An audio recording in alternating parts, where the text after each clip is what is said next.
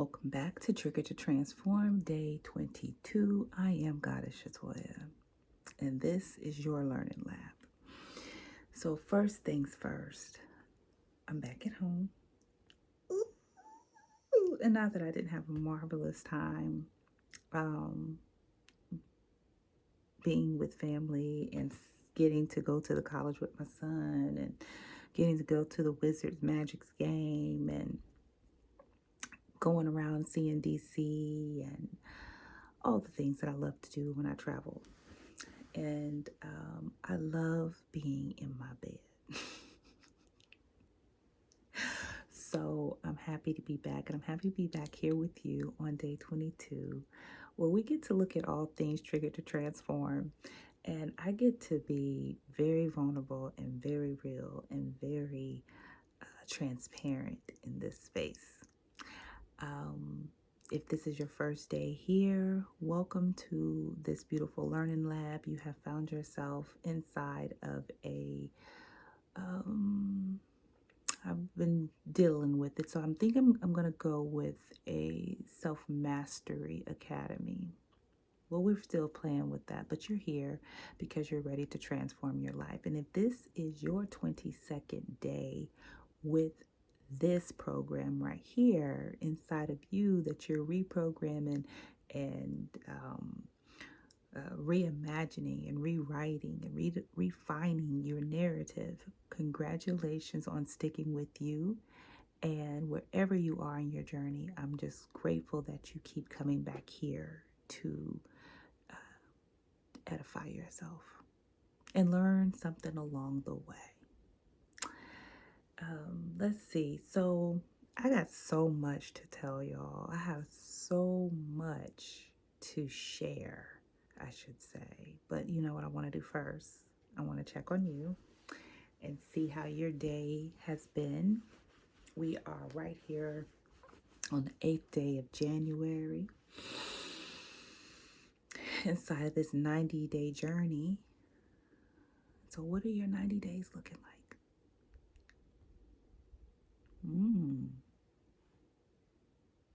Okay.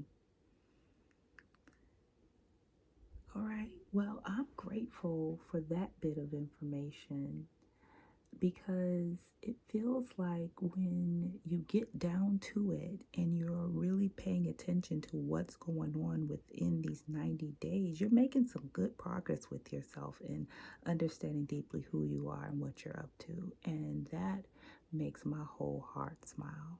Now, as you continue on this journey, I want you to take the opportunity to not only see yourself through the work, but see yourself through the lens of your reflection. Me, right? I'm not perfect. I'm not trying to be perfect. I ain't got a perfect role in my body, truthfully. And when you get down to it, I'm here to learn something just like I'm here to teach something.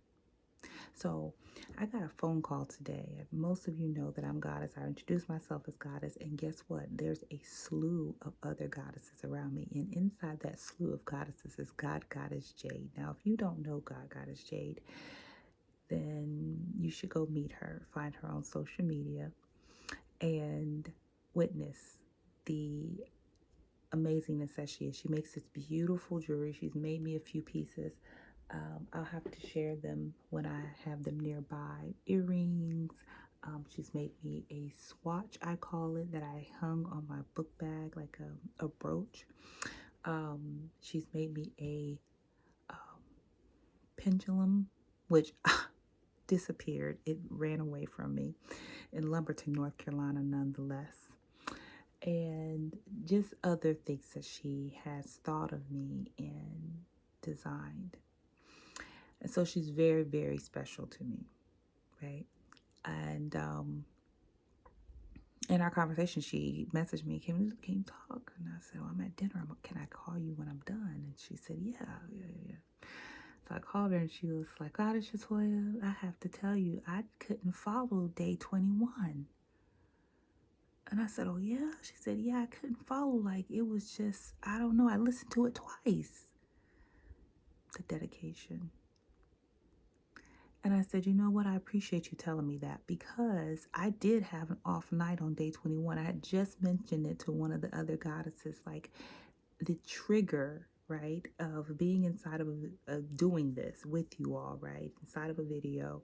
And everyone wants to have a conversation with me, or it's the end of the night and people got questions, or and I have to push the button to pause it, and I'm coming back and I'm doing my best to stay within my groove, but the information has been disrupted. Well, instead of me leaning into that perfectionism, leaning into the tendency to want it to be right and class has to look this way and blah blah blah, I just posted it. I let it be.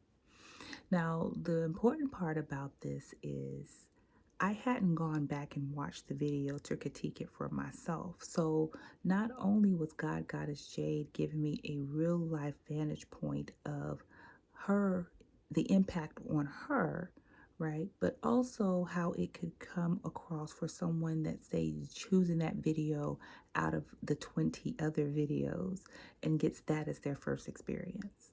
So it put me in a space of saying, well, dang, I don't want to run anyone away. So how do I keep the video as it is, watch it and dissect it and pull together exactly what it is that I want to say, because I'm sure it's important in some facet or another, or applies to someone's experience. And how do I do that from a place of collective feedback, right? And so the conversation really got me thinking. This isn't a paid course, right? And so I'm saying that as in the information that is being provided in this space is, I want it to be above and beyond what you are getting anywhere else, right? When it comes to transformation, a part of that is the feedback that you give me. So I can't be afraid to leave that video there for the fact of someone saying I couldn't get it. And I know, and you know what? That's okay. Because also what we're doing here is working inside of a lens of transparency to say everything's not going to be perfect all the time. It's just not going to be, right? And then with that, being in a space of willingness to grow, right? What does that mean about when I'm out of town? How do I support myself, right? How do I take seriously what it is that I'm doing so everyone around me will take seriously what I'm doing and understand the importance of the time that I'm pulling away so that other things can happen. And then also another thing was, you all have gone to any type of workshop, or if you've had postgraduate classes or any of that, right? The instructor always gets critiqued at some point during the process, right? All classes are. There's one professor. God help us all. Listen, I would have to think very hard to say something decent, right? And so that's a real possibility when we're holding space for a group of individuals, a group of us, to learn anything, right? So I don't have it like it has to be right, but I have it as if it does need to be a tool for learning for everyone. Right. And so those are the ways that I really captured that conversation with God Goddess Jade. And to say to God Goddess Jade again, thank you. Thank you, thank you, thank you. One, for coming in here and being a part of the accountability that I'm holding myself to, because just like God Goddess Jade made that call to me to share that impact with me. If she hadn't seen me, right, for a couple of days, she would have called me, because she's holding me accountable to what I have to say, while also utilizing the information and receiving the information in a way that she's using it to support her in other areas of her life. That is important to me. Okay. So I understand where that leaves us in the terms of like using the space as the trigger point, right? Using the space in order for me to, I've never built a school before, but I understand now that that's what's happening, right? So it's another space for me to actualize what I'm being given. I'm trying to make it really small, y'all. I really am. I'm trying to make it like, okay, this is something that I could hold when the structure of what it is that's being created is much larger than that. That's why this is so important to me that um, we all understand that while we're doing this, a curriculum is being built. Your feedback is necessary, right? I'm not the only person talking about this information. And so I'm like, let me tell y'all who I've learned from, right? Let me build a curriculum based on actual information, actual teachings that I received through countless sources and that I still get to receive now through you all because you're making me a better whatever, dot, dot, dot, a better goddess because goddess is all I am. Okay. So that's where that list led. So yesterday we talked about the roles that we've inherited, and I still need to go back and watch the video up until the point that I'm recording this one, just so that I am in complete understanding of what it is that did not translate through the video, and I'm almost positive I know. But we talked about the roles that we inherited, be it the strong one, the achiever, the fixer, the caring one, the nurturing one, the patient one, the blah, blah, blah, blah, blah, blah, blah, blah, blah, right? And all of those roles are just things that we've picked up over the course of time based on what someone else has told us about ourselves. We are working through our own identity, right? And using how we're being triggered inside of that identity to grow beyond it, to see the full picture of who we are. While that captures a small glimpse of me, the strong one, the fixer, the achiever, that is not the sum total of who I am. And so I have no reason to identify as that one thing. I can operate in it, but I don't have to identify as that.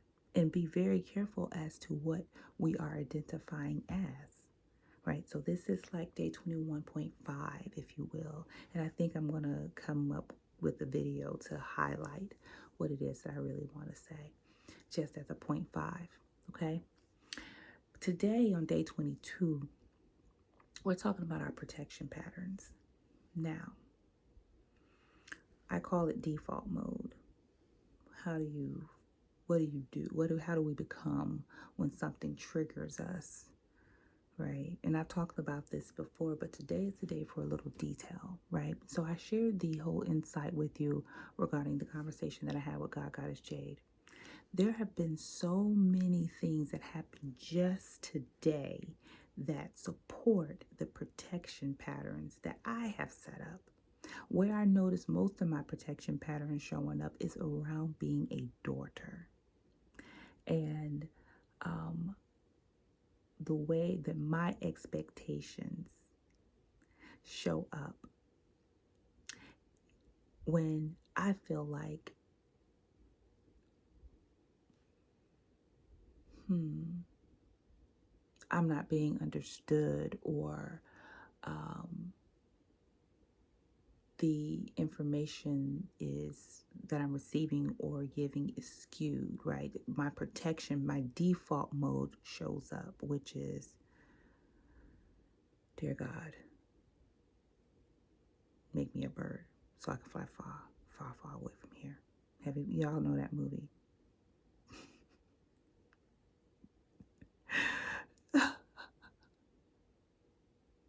Forrest Gump, y'all. Dear Lord, make me a bird so I can fly far, far, far away from here. My default pattern is escape. Bye. I'm leaving. Even as being a daughter, right? Because in truth and honesty, I don't want to deal with it, especially not with a parent and a parent that's not feeling well, right? And so I get to see where I stand to mature in my response to things, where my default mode doesn't necessarily work for where I am in my life right now at this big, beautiful age of none of your business. You should have been paying attention. Go to Facebook, he'll tell you there. Okay. But if I can get my default mode there to shift into feelings of gratitude, right? And so that's what I started doing when I became triggered because, listen, just like our kids, our parents will also have us praying prayers that they probably prayed, right, when we were children to God, just let me make it to the bed because, Lord, help us all. I'm not trying to argue. I'm not trying to fight. I'm really just wanting to be in a space of love. But it feels difficult sometimes, right? And if I can do my due diligence just to be in a space of gratitude, not that those things aren't triggering, not that those things don't feel unnecessary to me, not that those things don't feel as though like I should be past that, as it absolutely feels like I should be past that. Like, why? Right? So, what's one way to look inside of that and transform it? And you can use this scenario with anyone. I chose my parent because I've been with my mother all my life. And while we're love and light and joy, and we are also a Sagittarius and a Libra. We are also two totally different women going through two totally different experiences with two totally different set of expectations, standards, and understandings. We're from two totally different genres and generations. I can't default my way through where there's opportunities to learn one another, where there's opportunities to enjoy each other's company, where there's opportunities to be grateful that I still have my mother. We're walking through her third brain surgery since I was 8. Again, it's none of your business. Go to Facebook. Facebook will tell you how old I am. So that is the opportunity. That's what I'm talking about, using my triggers to transform my relationships. The protection patterns that I set up are not necessary for me to have meaningful, beneficial relationships. Not when it serves into the default mode, my default shield, how I keep the shit off of me. So how do you keep the shit off of you? What do? Mine is to escape. Mine is I'm leaving. I don't want to deal with it. Bye. Call it avoidant. Call it whatever you like. But it's the sense in my mind of protecting my peace.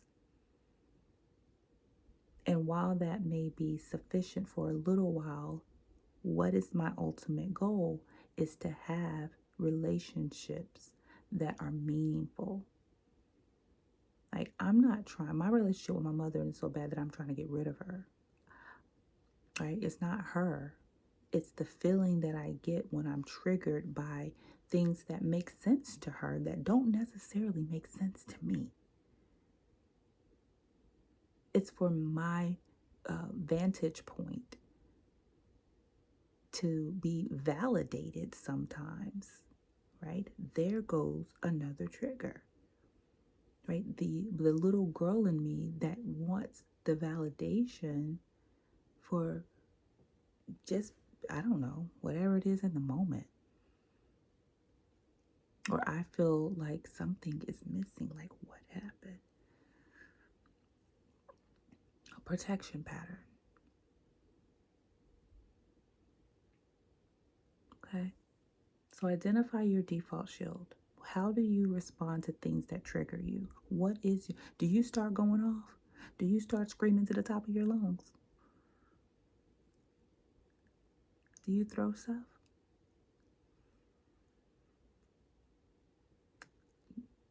Do you leave? Do you talk? Do you communicate? Right? Because we're not talking about what the other person is going to do. That's not what's important here. Is regardless to what the other person decides to do, me and you are going to operate within our highest self. So my highest self is not the type of shutdown my highest self is not the type of shut down highest self. That's not what she does. She talks about things from the rip, no matter what the other person decides. Mother, father, brother, cousin, sister, whomever. It is my design and my makeup that we move through this in a way that's beneficial for the both of us. That I get to see myself and you get to see you through this lens. And I get to see me through your lens. It's a willingness to open up, move the blinders off of my face, and look at the whole picture to gain a different perspective. That's my highest self. Right? It's not that I'm not capturing both aspects or all aspects of myself. I am choosing, deciding, making it my priority to hold myself in integrity, to being and becoming and identifying those things that are low vibrational and transforming them, transmuting it, taking transformative action to see me meet my highest goal, my highest self, that highest ideal, right? So I'm going to go off on a little tangent just for a moment. This is where anyone that is listening to me that practices, I will say Christianity, or really any form of relationship with the higher sense, with the most high, the highest being. I'm not attached to what you're calling it, okay? Not. To me, it's all the same energy, okay? When you are working to meet that energy, to embody the energy, this is where we struggle, because we will start to find a way to, I want to say this where everyone understands, we'll find a way to blame this on another entity and not be in possession of what it is that we're learning or have learned or have agreed to practice through our baptism, however you decided to get there. We turn the meter on it. We start to, well, if so and so didn't do this, then I wouldn't do that. And if I didn't do this, and the devil made me do it, and Jesus is gonna forgive me. I'm not telling you that is right or wrong, indifferent or not. What I'm telling you is, in order for you to get out of that cycle of that story, you're going to have to do something different.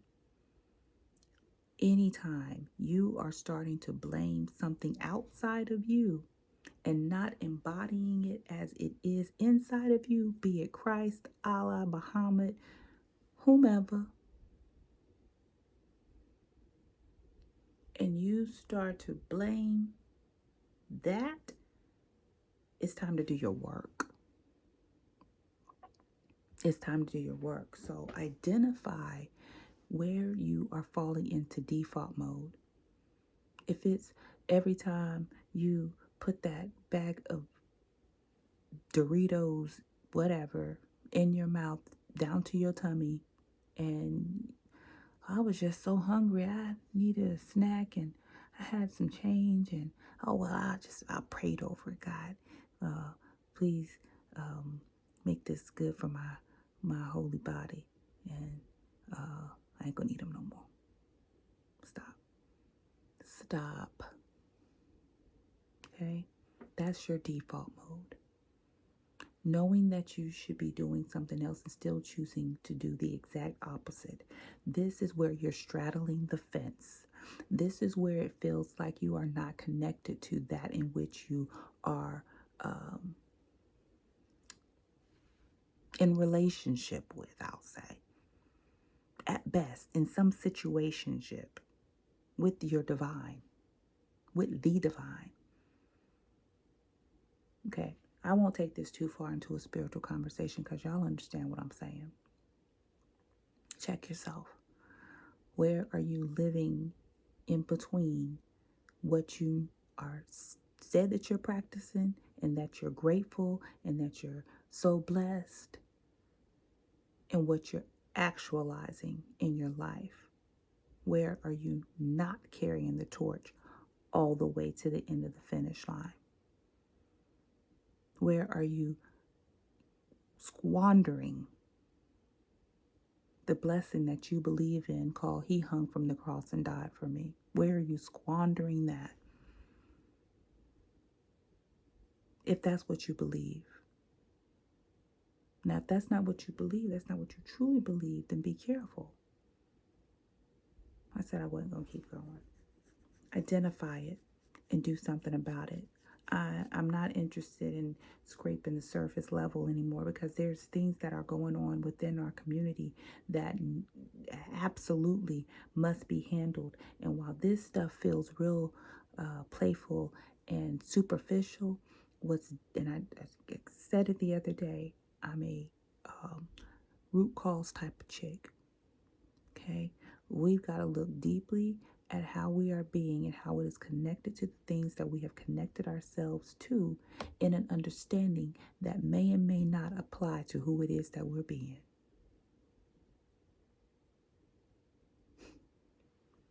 Okay. Now I hope, I pray, I really do, and I really don't. Excuse me. Let me back up. I speak with reverence when I say I don't have another prayer left in me. But what I do on a day-to-day basis, and even while I'm speaking to you, is I'm speaking to the highest source point that I have access to. And that is who will resonate with this message, because you will understand that this is not a conversation of the superficial. This is a cellular level conversation. And I'm speaking to your highest self. Another thing that God Goddess Jade, Chaplain Jade, said to me was, you are funny, Shatoya. You are funny. And I don't have a whole lot of ha-ha in me. I'm very serious. Very serious. It's that serious for me. Find your default mode. Start reprogramming yourself.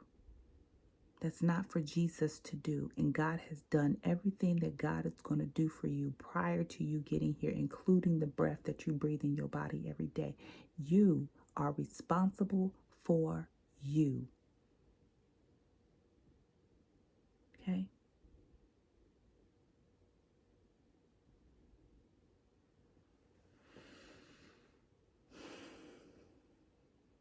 There's so much more to cover. I told myself that this video was going to be 30 minutes long, and I'm 30 seconds from that agreement with myself. So I'm going to go, and I'm going to grant you a beautiful goddess blessings from the depths of the goddess being. And remember, if this message is for you, you send it to the person that it's for. Like, subscribe, and share. And if you made it to the 30 minutes, then congratulations. You're more than a conqueror. Be well, y'all.